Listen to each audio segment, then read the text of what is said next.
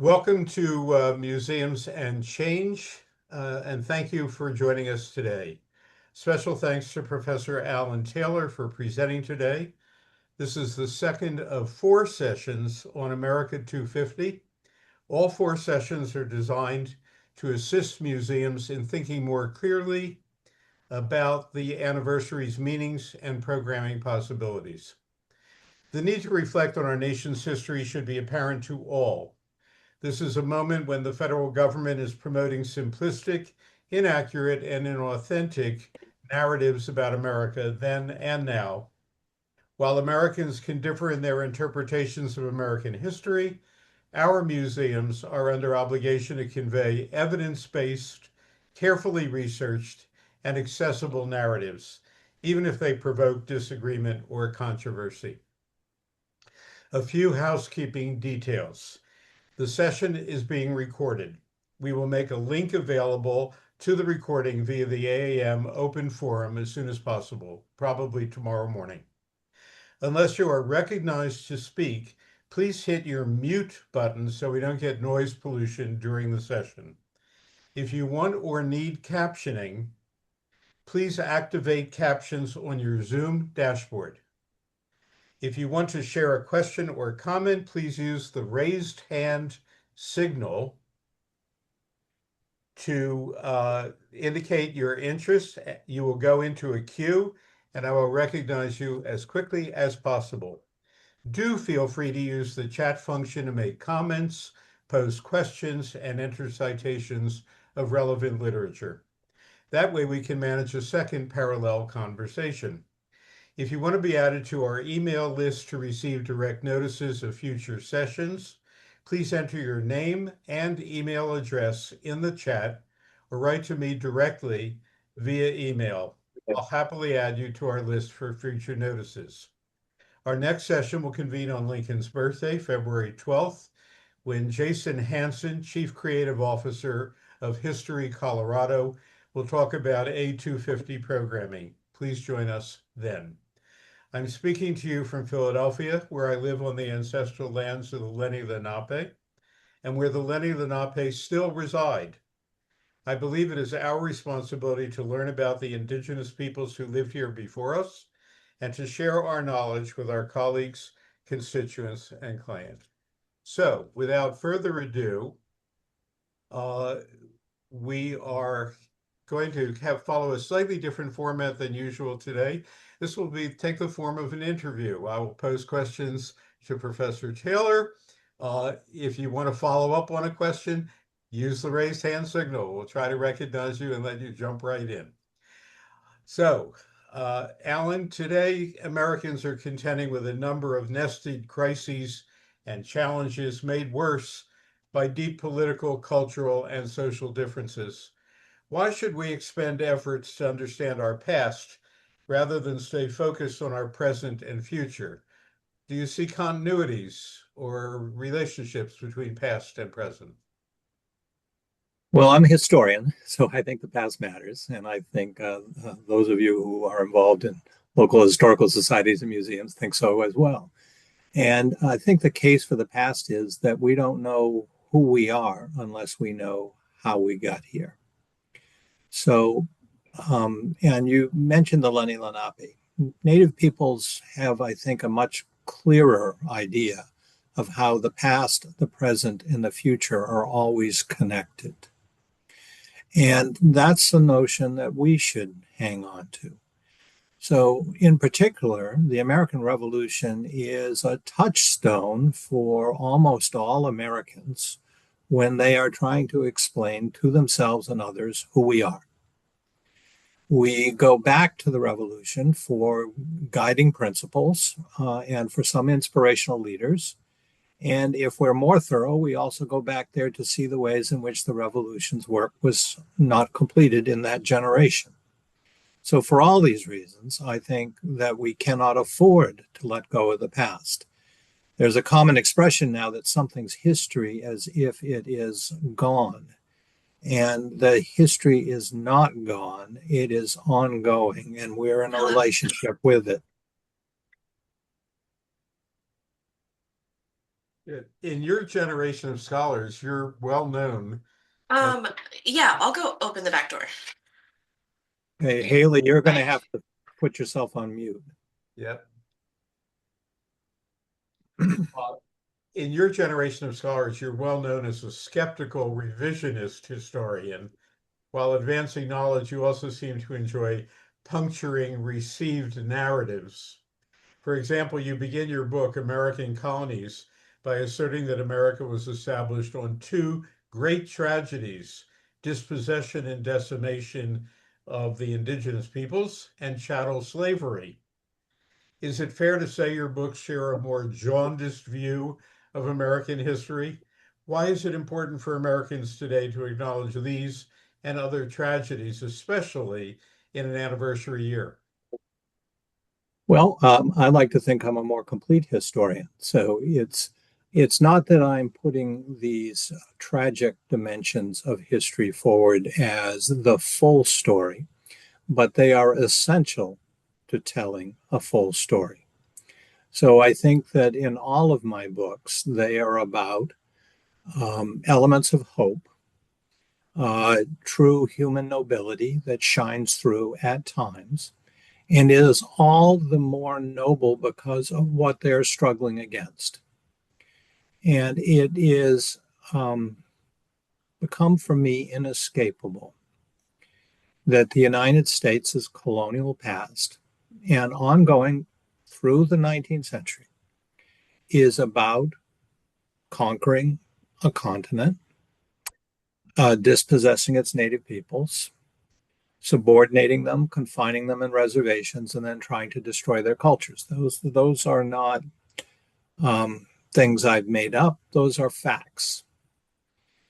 It's also the fact that the economy of the United States through to the Civil War, the most valuable sectors of the American economy pivoted on slavery. And destroying slavery was a massive effort that cost hundreds of thousands of lives. So you can't avoid those topics. And I don't see how you can't say those are extremely important topics for understanding our country. Now, that's not to say that there weren't people who were struggling against those two things, struggling to do the right thing. And that there are other aspects of American life, such as the welcome for immigrants who were leaving much worse conditions for themselves in Europe, um, and later from Latin America and from Asia. And telling that story is also important, equally important. So we're trying to tell all of these stories if we want a full story of American history. But do we really need a full story? It depends on your goal. So if your goal is to train citizens just to think that it's all been good news from the beginning, and that we are the greatest nation on earth because of this continuous history of success, then no, you do not need a complete story. Okay. Can a more nuanced but also more realistic view of the revolution serve to inspire the nation? Don't we need to forget the most horrific events, tendencies, and attitudes of the past in order to move forward as a society? No, you can never move forward as a society unless you know the full story. That would be my version. So, for example, the common story of the American Revolution is that it was Americans uniting against the British to overthrow a tyrant. Uh, that's not just an interpretation, that's completely false. We know very well that Americans were divided and that it was a civil war and that Americans were killing Americans during the American Revolution. Now, one group of Americans supported the British Empire. They thought it had been a good deal and would be a lot better than being ruled by the Patriots. The Patriots were those who thought that British rule had become a more negative in recent years, and that there was an inspirational opportunity to create a new kind of society. So they're two very different visions, but both were American. The fact that these two sides were so evenly matched, and at times the Patriots were losing, to know what the Patriots were really struggling against, because if all Americans were united, it would have been a pretty easy revolution. But it was a very hard revolution. And part of the reason why it triumphs is the inspirational rhetoric that you can find in Thomas Paine's Common Sense and in the Declaration of Independence. So the fact that this is a hard struggle against a global superpower, which is supported by at least a fifth of Americans, should lead us to conclude that knowing the fuller story highlights the accomplishment of the Patriots in a way that the fictional story does not really do. From the beginnings of European colonization in the Americas, diversity has been baked into our history. Yet many Americans seem resistant to accepting, let alone respecting, our varied cultures, ethnicities, and traditions. Has the resistance to cultural pluralism always been a norm in American life, or does it ebb and flow over time? And if it ebbs and flows, why? Well, it does ebb and flow. So, for in the colonial period, uh, the people who are settled within the so-called 13 colonies are overwhelmingly immigrants. There are still pockets of native peoples there. The immigrants, 40% of them are brought in involuntarily as enslaved people from Africa. Another big chunk of them come in semi-voluntarily as indentured servants, and they will be short-term enslaved people for a number of years, and then they will gain their freedom. They are almost all from Europe. And then there are people who could afford to pay their own passage coming across.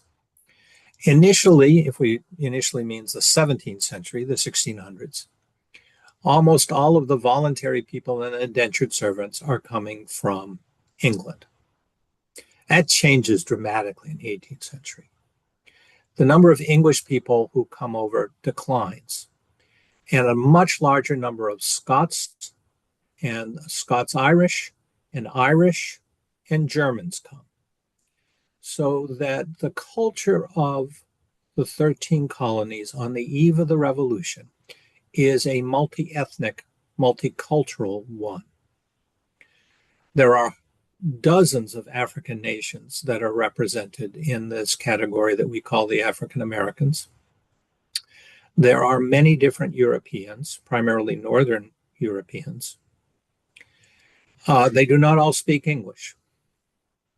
There were lots of people who still spoke Dutch in the Hudson Valley, for example, as their first language. There are many people who speak German and do not speak English. There were German language newspapers serving the people who do not speak English but who happen to settle in the colonies. And so this was a challenge for the founders. Thomas Paine says if there's one country where it would be least likely for people to unite, it's America because of this diversity. And it's because of that challenge of diversity that the Patriots have to create a national identity that does not revolve around Englishness. It revolves, and it does not revolve around an ethnic identity as Americans.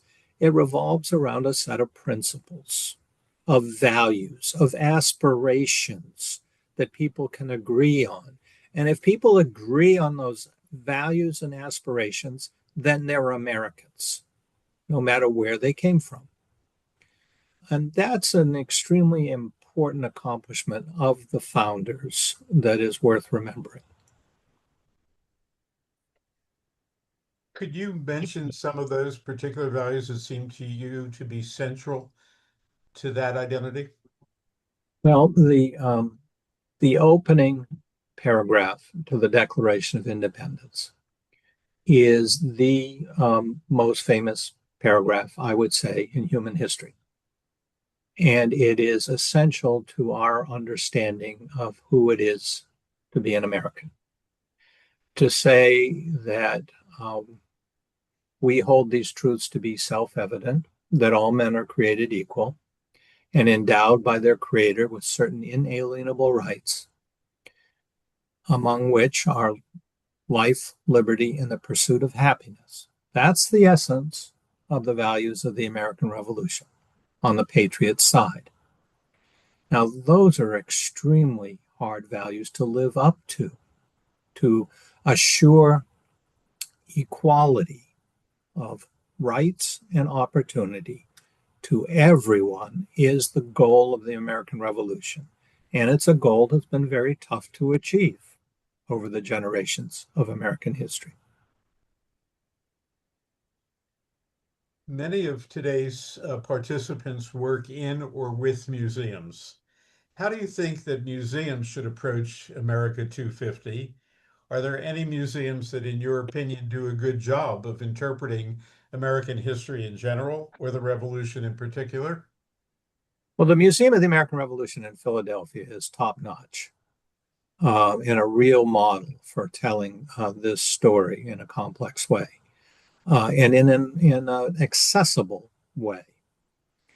Now, they are a very well endowed institution, so not everybody can do what they have been able to accomplish. But certainly in the themes that they touch upon are things that I think um,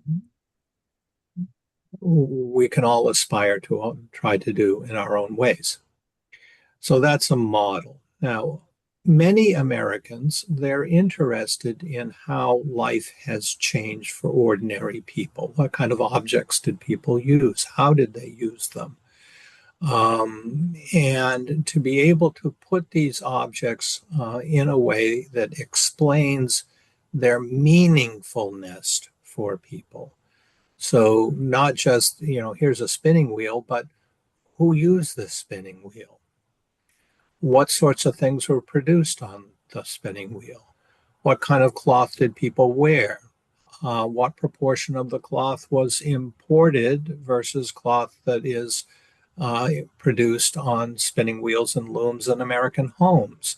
So to tell these stories that use the object front and center, but use them to tell a bigger story about American society, about the relationship between men and women, between the market and the home.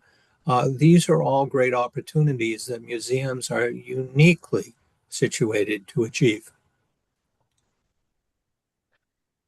One of our commentators, Marilyn Hoffman, uh, suggests that she prefers the American Revolution Museum in Yorktown, the Yorktown Jamestown complex, even Yeah. to the one in Philadelphia.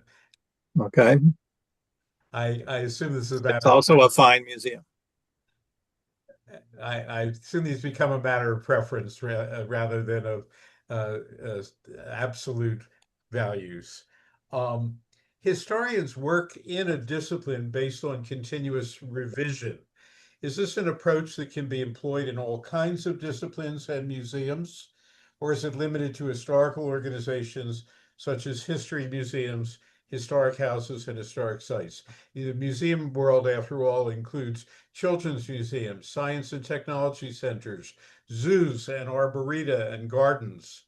So, is America 250 something that all kinds of museums ought to be taking seriously, or just the history museums? Well, the institutions that you mentioned, such as children's museums, I think if you go through them, you see bits and pieces of history all over the place.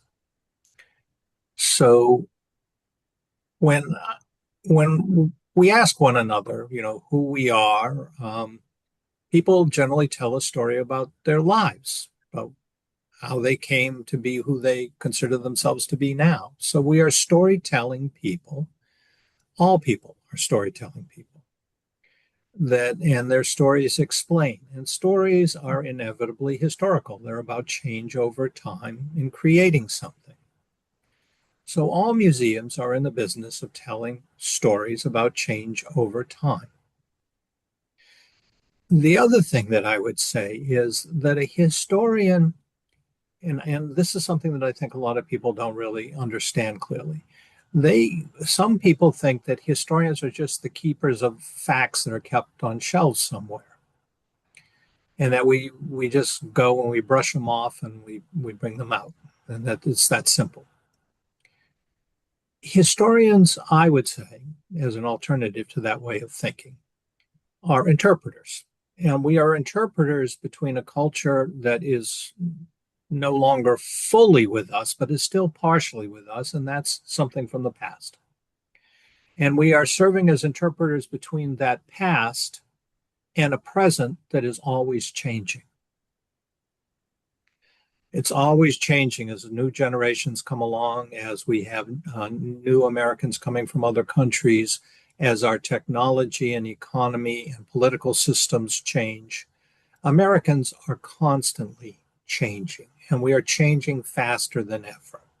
So if your job as an interpreter is to stand between these people, our fellow Americans, who are themselves rapidly changing, and you are trying to provide a past that is useful and relevant to them. In other words, what is it about our circumstances today that are indebted to some period of the past that we are concentrating on? Then your job as an interpreter is going to shift. In effect, the language you're telling is shifting. And so if any of you look at your museums and think about how did you display things this year versus how they might have been displayed 20 years ago or 40 years ago or 60 years ago, you will see that there has been a change in your role as interpreters of the past to people living in the present. And that's always going to be the case. That leaves us on shifting ground, constantly shifting ground. Uh, how do we know which stories and which interpretations to respect and make use of, and which to avoid? That's going to vary by people's communities and the functions of the museum or historical society. There are, what I think is absolutely central to everything about the revolution and of enduring importance to us now is the concept of being a citizen. Now, you can't take that for granted. Not everybody living in this country is a citizen, as is driven home to us in the news and on our streets very regularly. Not everybody who is a citizen gets to keep all of their rights as a citizen. For example, in many states, if you commit a felony, you lose your rights of citizenship, not just for the term of your incarceration, but forever. So the right of being a citizen is precious, and it's a responsibility as well as being an enormous gift from the past to us. So to understand how the concept of a citizen to a republic, we live in a republic in which the people are understood to be the sovereign, not an individual belonging to a royal family, but the people in general are understood to be the sovereigns. They are the citizens. So kingdoms do not have citizens. Under the British Empire of the 18th century, the people living with it were not citizens. They were subjects. They were subjects to the authority of the monarch. Citizens are not passive subjects.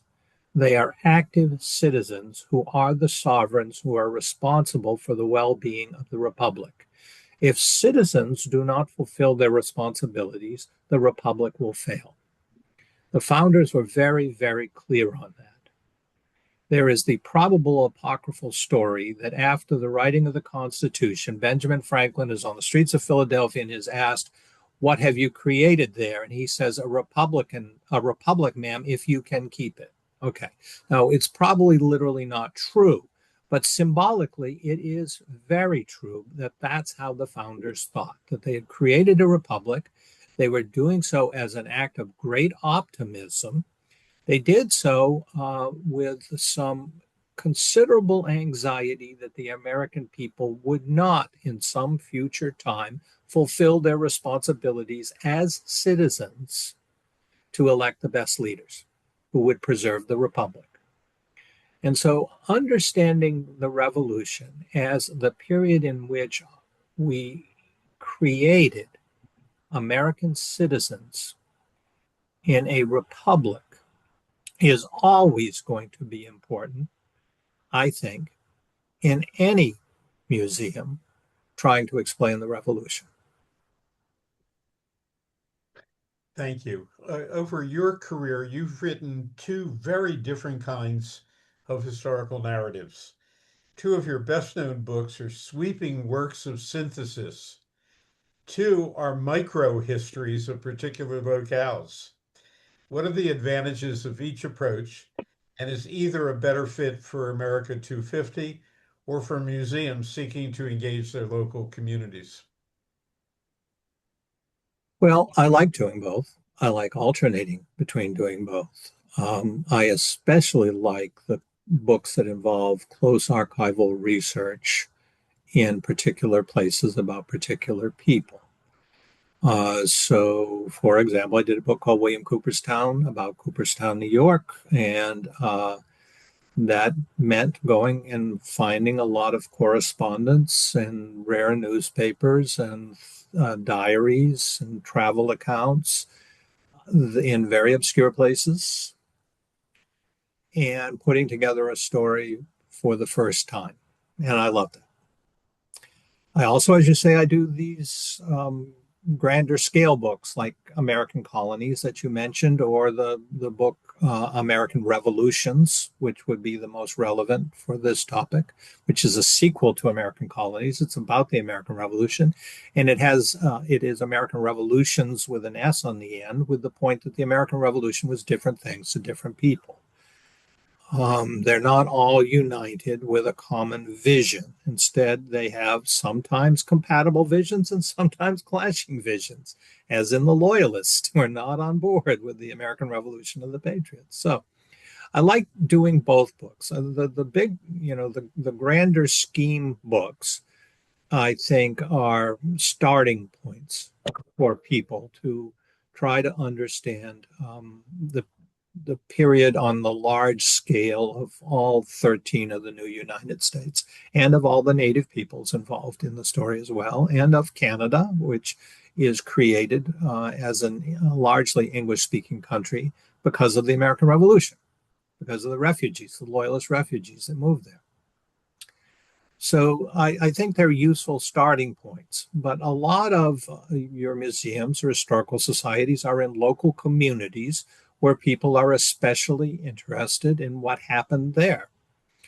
And so being able to go and do archival research to find out stories that are very specific to your places helps you to connect with the people who come to your museums.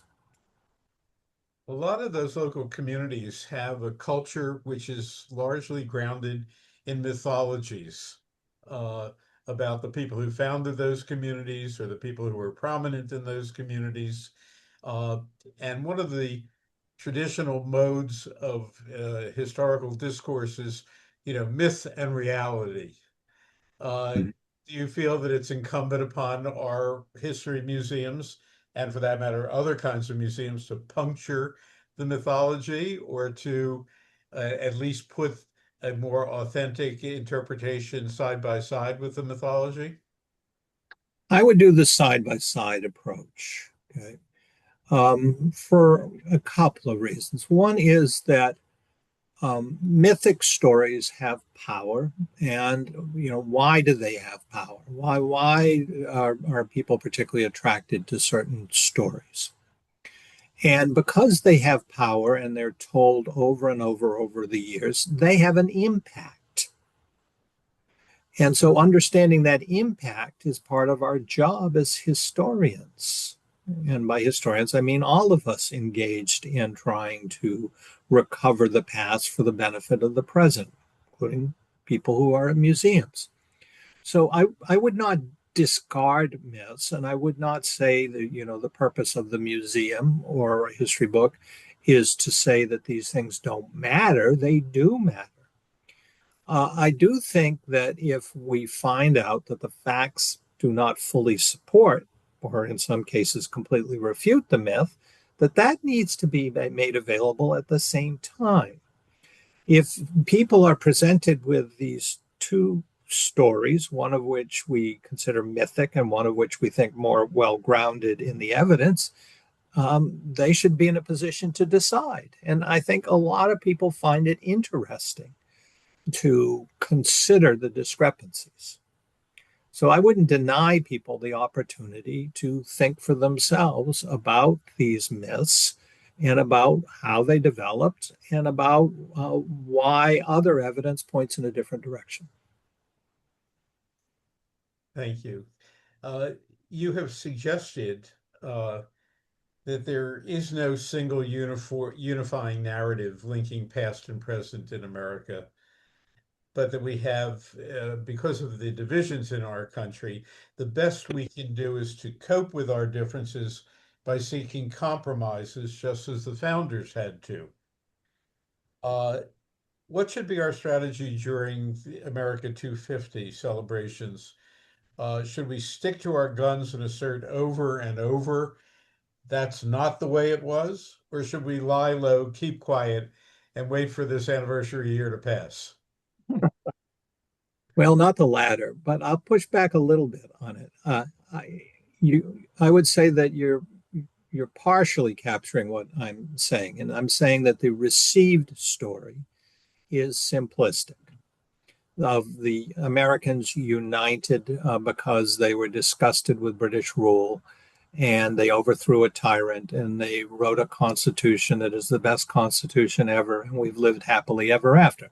I don't really see a point in telling that story. I don't think it's particularly true. I think most people are kind of bored with that story. Now, there are people who still try to cling to that story because they find it useful for their own purposes. But that's not to say that I'm not saying there is some important core story from the period of the Revolution that continues to influence us. As I just mentioned, with the creation of a republic that invests its hopes in a broad citizenry of diverse Americans, that's an extremely important story to tell, and we should continue telling it. But we should not tell it as if that was fulfilled entirely in the revolutionary generation or has been fulfilled in any generation since then. What's generated by the revolution are certain aspirational goals that are truly noble, in my opinion. It also generates powerful divisions over how to pursue those goals. So, somebody like Thomas Jefferson, who wants to decentralize the government in favor of state governments, versus Alexander Hamilton, who wants to concentrate more national power, we continue the debates that the founders were having themselves. So instead of looking at the founders as some sort of mythic, unified group with a cohesive, singular vision for our country that we have somehow strayed from or fulfilled, instead of that, let's see them for who they really were, which is men with very powerful minds in many cases, who wanted the very best for this new republic, but who could not agree on the tactics and strategy for achieving the very best for this republic. And that the fundamental arguments that they were having in their generation were written into our Constitution and continue to be objects of discussion and dispute into our own times. So instead of seeing this singular, unified, founding fathers' vision of America that all Americans rally behind, we see that in fact there are people with some core principles, but big differences about achieving those differences that appear in the revolution, and which is our true legacy from that revolution to this day. It seems to me that one of the great strengths of our democratic system is our capacity to look clearly at our own past.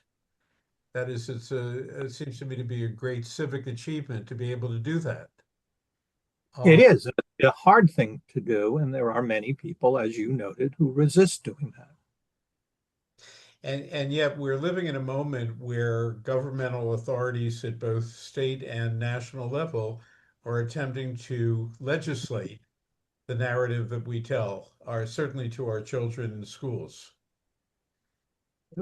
It has become much harder in recent years um, to tell a full story of American history in many contexts, particularly if you are dependent upon government oversight and funding. When our institutions are attacked for telling a story that doesn't appeal to people in power, uh, we find ourselves in a real bind. One of our Yeah. previous speakers suggested that we stick as much as possible to primary sources because they are unimpeachable. I mean, they're facts and they're unimpeachable. So it's not just a matter of our views or the views of our institutions, but the views of the historical figures themselves. Does that strategy appeal to you, or do you have alternatives? Well, I think that's one strategy that you absolutely can benefit from. I do think that um, the language we use has to be careful in this time, but that it is possible to express a new story, a broader story, in some tactful language. Sometimes it's a matter of presenting, as we talked about with myth and more fact based narratives, to present different narratives. And then to indicate why the museum is favoring one particular narrative over another, but inviting the viewer to make their own decision. I think that plays pretty well. Because people, I think, who come to museums are curious people and they want to think through things. They don't just want a prepackaged story. They'd like to be involved in a process of discovery as they go through the museum. And I think that's true of a lot of readers of books too. Now, again, not all people are going to be curious in that way. There will be people who are locked into a traditional mode of telling the American story, which privileges some people at the expense of others. And they won't want to consider any other story. And I can't give you a blanket program for dealing with that because it's going to vary from community to community. And you have to be sensitive to the communities that you live in. But I think just trying to explain what you're trying to do, and if your goal at the end of the day is to explain the creation of American citizenship, the struggles in your particular place to achieve a republic in which people could be citizens, and the difficulties they had to overcome within as well as without, I think the great majority of people will respect that. Uh, One of the great features of American history, of course, is that we had a great Civil War Mm-hmm. over precisely who should be a citizen and who Yep. should not. Yep. Do you want to talk a little bit about that? It's often described as the second birth of freedom in America, Mm-hmm. uh, but it's not the only time when we have expanded the meaning of freedom for people here. Well, it's the biggest time.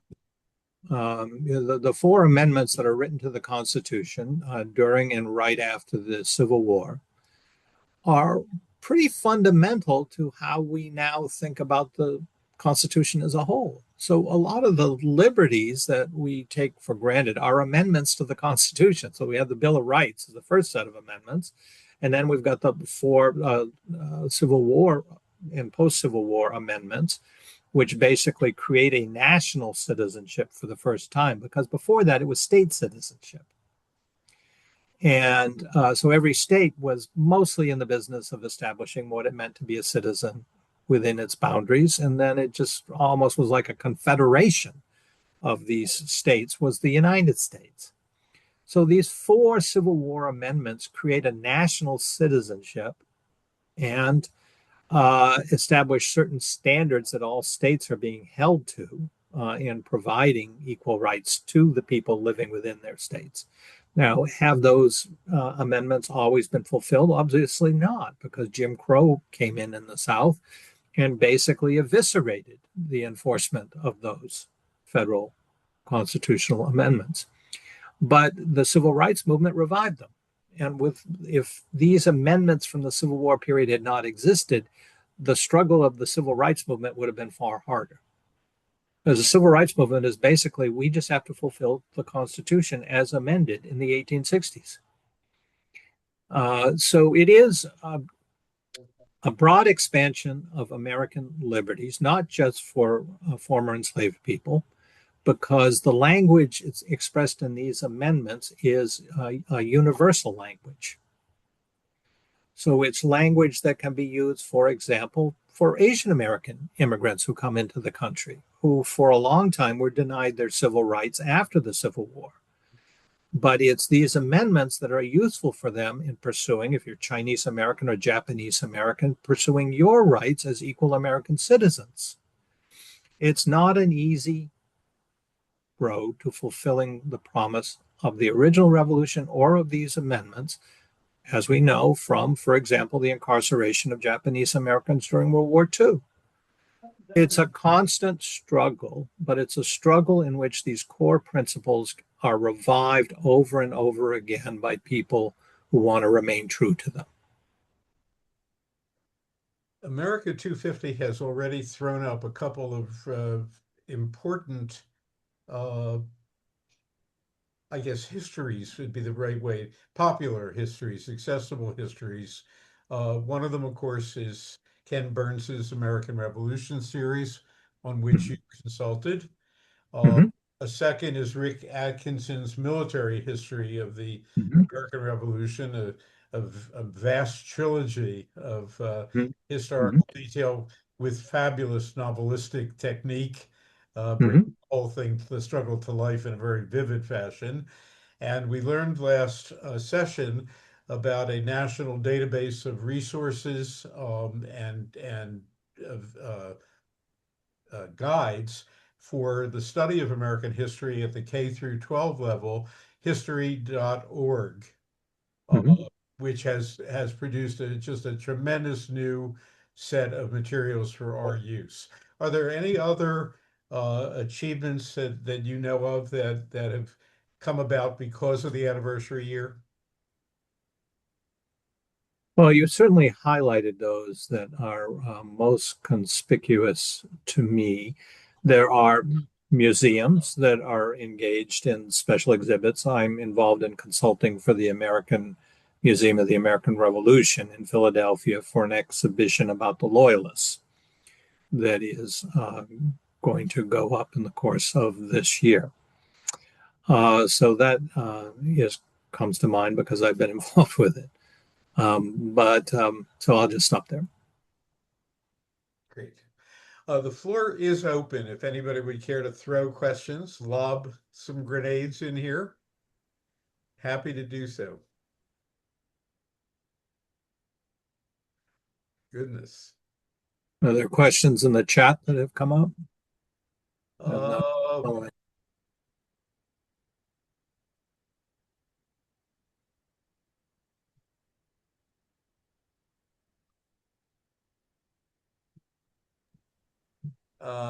a good museum invites you to think, not tells you what to think, is Mm-hmm. what I keep in mind at my particular museum. Mm-hmm. That's good. And you like that one. I do. I think I've been saying things like that. Freeman Tillman, who was a famous interpreter 20 or 30 years ago, wrote that interpretation is provocation. Would you Getting agree? people to think, and sometimes being provocative is essential to get people to think. And sometimes it just gets their backs up. It can do so. It's a fine line to walk, and but I would say people in their own local communities are the best judges of where that line lies. Okay. Do you actually believe, by the way, that America 250 is as likely to throw up public controversy as it is to throw up a sense of commonality and celebration? Sadly, I think at the federal level, it is going to be, this is my pure opinion, very counterproductive. In that they're going to put forward a mythic understanding of American history that I think is very self-serving for particular people. Right. Uh, Okay, let me just continue. What I think is happening at the state level, in local level, I think is much more unifying. And I'm much more optimistic about what's going to happen there of stuff that is not under the control of the federal government. here's a doozy of a question from BJ Davis. Uh, he notes that during the 250th, museums and other cultural institutions will be attracting visitors who are not Americans and visitors Mhm. who are only recently become American citizens. How do we provide interpretation for them as well as for others? That is the mainstream America that we like to think we're part of. Well, I think the message that is you're trying to deliver to American citizens is a message that will be of interest and useful to people who want to be American citizens, the people who are immigrants, and to visitors who are curious about the United States. In my travels overseas, there's an endless fascination with the United States. Often it's a real confusion about what's going on in the United States. And this isn't just in recent years, but it's a long-standing confusion because the United States is a quite distinctive country in many ways. So being able to clearly explain the story that you're telling in your museum is not of just interest to people who happen to be American citizens, but to anybody who wants to understand your locality, your state, your nation. Laura Barrows has posed a question. Do you have any advice on how to take these larger national narratives and interpret them in a way that is relevant to your local context? Well, if you're, let's, I'm imagining that most of your museums are in places that had some involvement in the American Revolution. Now, the American Revolution is fought not just along the Atlantic seaboard, but it's also fought in Kentucky and Tennessee and what is now Ohio. And there are British garrisons around the Great Lakes. There are Spanish operations in the war in Florida and what is now the Gulf Coast of Alabama and Mississippi.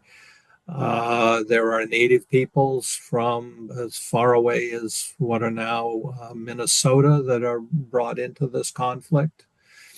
There are smallpox epidemics that are unleashed that affect every corner of the continent, and that a real multiplier effect of the military camps and the military forces moving around. So this is a big story in which all of your communities have some engagement with it. So I think having one lens that focuses in on what's the bigger picture and another lens that says, where does our community fit into this bigger story? What is our connection to this bigger story of this transformative, powerful, divisive revolution of enduring importance? That's how I would approach it. Great. Olivia Stone at the Worcester Art Museum in Massachusetts Mm-hmm. tells us that they're going to open an exhibition on personifications of America. and Hmm. contextualize their representations at different eras within American history. Here an That's instance great. where That's great. where an art museum can tackle a Yeah, historical subject dead on. yeah, absolutely. And in a very visual way. We're in a culture that is much more visual than it is textual. So that's great. Bill Ambler, a New Yorker, says that he's aware of the coercion of New Yorkers who then have little choice, either to side with the Loyalists or with the Patriots, depending on the circumstances. Uh, Hmm. is there a story in that coercion? Oh, absolutely. I mean, it's we tend to look back on it and think, okay, you had this choice to make, like you're going to an election and casting a vote. You're going in and you're going to be team patriot or you're going to be team loyalist, and that's that. No, you're living in communities with neighbors, and some of them are making choices and they're putting pressure on other people who are wavering. So you had to be very careful about your choices because there could be severe consequences for you if you make the wrong choice in your local community. You could have your fences knocked over, your animals stolen, your windows smashed. You could be tarred and feathered. You could be lynched. You could be jailed. And this isn't just one side doing this, both sides doing this. So these are tough times where people have to make very difficult choices. And the war ebbs and flows. There are periods where the loyalist British side seems to be winning, and then more people will decide, well, I better go with the loyalists. And then there'll be times where the patriots are making a comeback. And then many of these people who had switched to be loyalists go, oh, I think I'll be patriots now. So the fact that these decisions are life and death decisions for many people is important to convey, and that people have to reconsider these decisions all the time because they're life and death decisions is important to convey as well. Uh, Following right into that, Sarah Gates Hendler writes that she's heard a lot from friends in the Twin Cities is they're not so sure about the country as a whole, but they live or die for their neighbors. And she feels that that is an interesting modern analog to the conflict you're highlighting. Absolutely. That is, I think, where we're at right now in this country, and is something that resonates from the period of the revolution. Michael Skelly here in New Jersey says, with limited resources and visitors with limited time, what are the key ideas that you should raise first? Well, I would turn around and say, what is it that your museum can do best? What do you have in your collections, or what do you have in your local history, or what do you have in your current interpretation that ought to be front and center, in your opinion? I've tried to convey in today what I think is at the heart of the American Revolution and what I think can connect with people. But it's been at a very high level of generalization. Museums, I love museums. And one of the things I love about them is the nitty grittiness of local experience that they can convey uniquely well. And so I would say this is going to be a judgment call by every one of you, how you can realize. So knowing what your museum has that you think will connect with the people coming to your museum. What do you have in your community for local narratives that people may or may not be familiar with, but will be interested in? And how does it connect to a bigger national story? If you do those three things, I don't see how you can go wrong. Professor Taylor, thank you very much. We're reaching the end of the hour. This has been very informative for us all. I want to express appreciation to everyone for joining us today. A special thanks to you for opening up some possibilities for us and certainly probing the meanings of the anniversary year. Well, thank you very much. It's been a pleasure to talk with you all today.